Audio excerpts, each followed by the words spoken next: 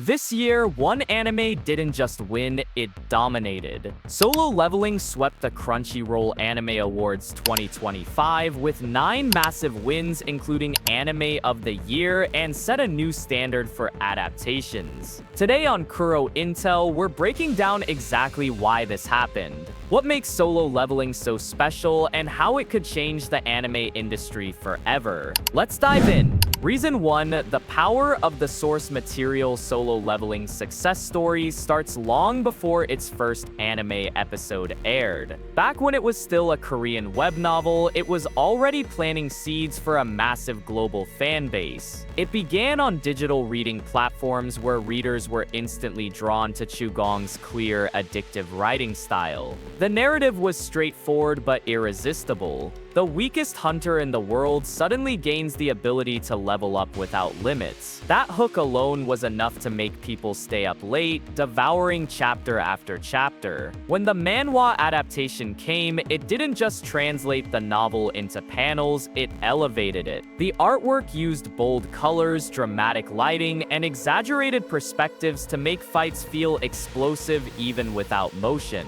Readers described flipping pages with their heart pounding as if they were watching a live-action movie. The fanbase that grew around it was loyal and vocal. Communities on Reddit, Discord, and even Twitter became mini fandom hubs where people debated power levels, speculated on upcoming arcs, and shared fan art. This is important. It meant that by the time the anime was announced, the hype machine was already running at full speed with an army of unpaid marketers ready to shout about it. And unlike many other adaptations, the anime didn't have to build interest from scratch. It was plugging into years of anticipation, years of memes, theories, and hype that had been building since the manhwa's early chapters dropped.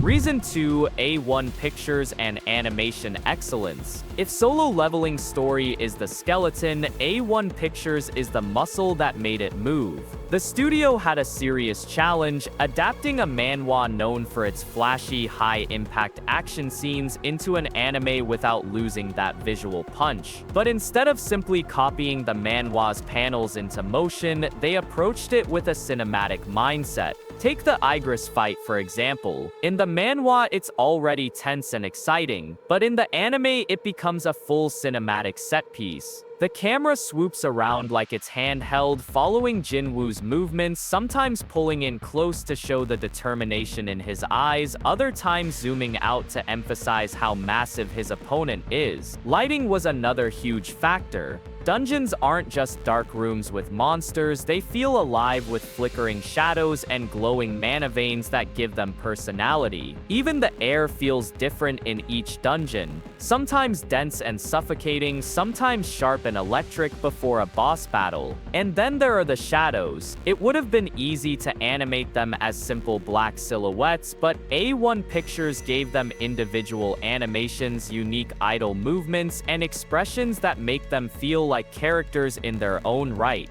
This level of attention to detail is why the anime feels premium, like a high-budget film that just happens to come out in episodes. Reason 3, Sung Jinwoo, the perfect modern protagonist. What makes Jinwoo stand out isn't just that he becomes insanely strong, it's how he gets there. When we first meet him, he's not the chosen one. He's barely surviving raids, always in debt from hospital bills, and regularly mocked by other hunters. He's someone you pity, not someone you expect to change the world. That's why his transformation is so satisfying. You're not just watching someone gain power, you're watching him earn it through life-threatening challenges. Every level he gains is a badge of survival. Even more refreshing is how he handles power. A lot of overpowered anime protagonists lean into arrogance or cocky banter. Jinwoo doesn't need to brag. His presence in a room is enough to silence enemies. His calm, almost cold demeanor makes him scarier than loud-mouthed characters could ever be. This balance between relatability at the start and dominance later on keeps him from feeling one-dimensional. He's not just a power fantasy. He's a journey viewers want to take alongside him. Reason 4, storytelling and pacing that keep you hooked. One of the biggest killers of anime momentum is bad pacing. pacing, either dragging out events or rushing through them. Solo Leveling threads the needle perfectly. The anime wastes no time on filler. Every dungeon, every raid, every conversation pushes the plot forward. Even quiet moments are purposeful. When Jinwoo visits his mother in the hospital, it's not just emotional filler, it reinforces why he's fighting. Fights are placed strategically to avoid burnout. You never feel like you're drowning in constant battles, but you also never go too long without seeing Jinwoo in action. And because each fight has narrative stakes, whether it's survival, gaining a crucial item, or saving someone, they never feel like empty spectacle. This pacing makes the anime dangerously bingeable. You finish one episode and immediately need the next because the story never feels like it's stalling. Reason 5. Soundtrack and voice acting mastery. Sound design can make or break an anime, and Solo Leveling's team clearly understood that. Dungeon music uses deep, echoing bass lines and eerie ambient noise to create a sense of dread before a fight even starts. When Jinwoo faces a boss, the soundtrack swells with pounding drums and high, sharp strings that make the moment feel like life and death. And then there's the Arise chant. It's simple, just one word, but the deep, commanding delivery paired with the music makes it unforgettable. The first time you hear it, it sticks in your brain for days. Voice acting is equally strong. Tato Ban's performance as Jinwoo nails the balance between humble beginnings and confident menace. He speaks softly most of the time, but when he delivers a threat, there's no doubt he can follow through. Reason 6. Global impact and fan crossover. Solo Leveling's success wasn't just in Japan or Korea, it was global. It became the first Korean manhwa adaptation to dominate Japanese anime awards while keeping its Korean identity intact. No unnecessary localization, no stripping away cultural elements. What's even more impressive is how it crossed fandom lines. Gamers connected with the leveling system. Webtoon fans appreciated the faithful adaptation. Action junkies loved the non-stop intensity. And casual viewers got hooked after seeing fight scene clips go viral on TikTok or YouTube.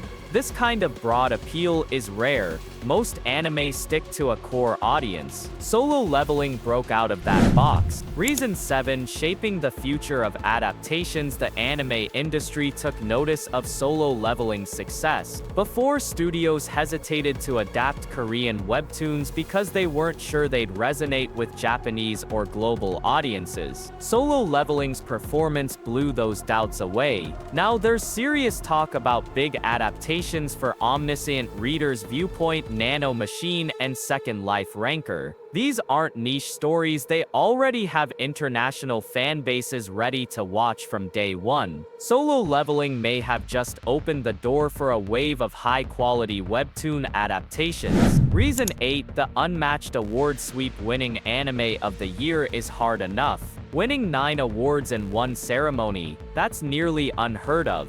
The categories Solo Leveling took home weren't just popularity votes, they were for distinct achievements. Best Animation, Best Action, Best Male Protagonist, Best Soundtrack, Best Fight Scene, Best Opening Sequence, Best Character Design, and Best Adaptation. It wasn't dominating in one area, it was firing on all cylinders. That's why the award sweep matters so much.